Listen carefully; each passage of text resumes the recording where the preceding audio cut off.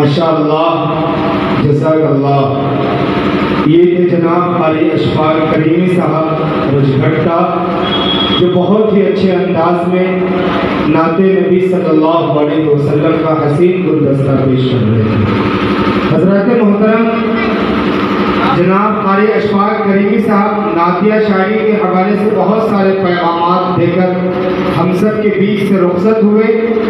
قاری اشفاق کریمی صاحب اپنے نعتیہ شاعری میں ایک شاعری کے ذریعے ایک پیغام دے رہے تھے کہ جس نے مدینہ دیکھ لیا وہ یہ محسوس کرتا ہے کہ ہم نے جنت کو دیکھ کر آیا۔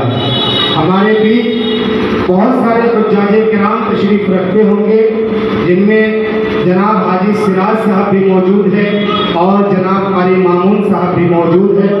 میں سب کا نام نہیں جانتا ہوں، جو ذرہ جہاں ہے وہی آفتاب ہے۔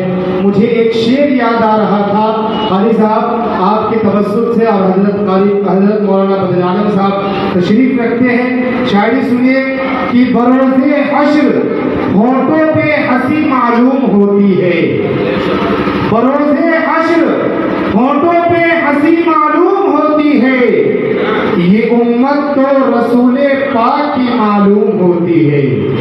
بروز حشر ہونٹوں پہ ہنسی معلوم ہوتی ہے، یہ امت تو رسول پاک کی معلوم ہوتی ہے۔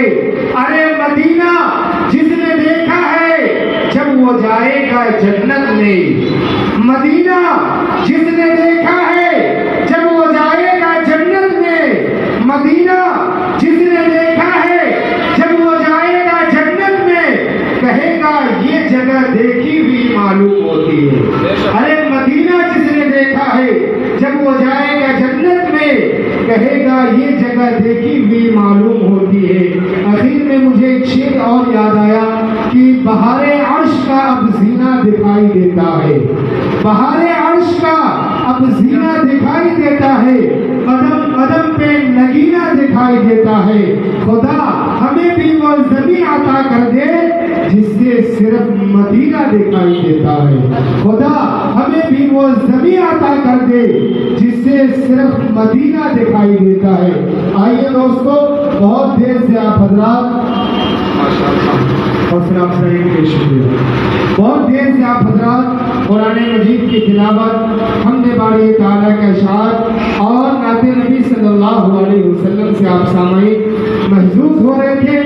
آئیے دوستو، میں یہاں سے بڑی تیزی کے ساتھ مسافت طے کر کے اور بیان و خطابت کے اس ماحول میں لیے چلتا ہوں اور ایک بہترین خطیب سے آپ کو ملاقات کراتا ہوں۔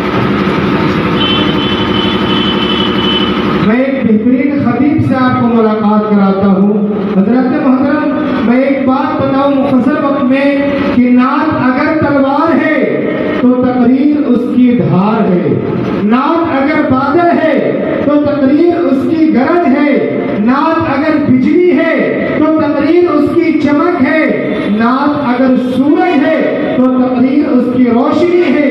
اس مستحکم رشتے کو برقرار رکھتے ہوئے بیان و خطابت کو اس ماحول میں لیے چلتا ہوں اور ایک بہترین اور نوجوان خطیب سے آپ کو ملاقات کراتا ہوں، جن سے میری مراد جناب قاری محمد شمیم صاحب مدھرا پوری، کارگزار محتمل جامعۃ الصفا مدھرا پوری سے میں نہایت ہی ادب و احترام کے ساتھ گزارش کرتا ہوں کہ آپ تشریف لائیں اور 15 منٹ کے اندر اپنے پیغام سے ہم سامعین کو نوازیں۔ آئیے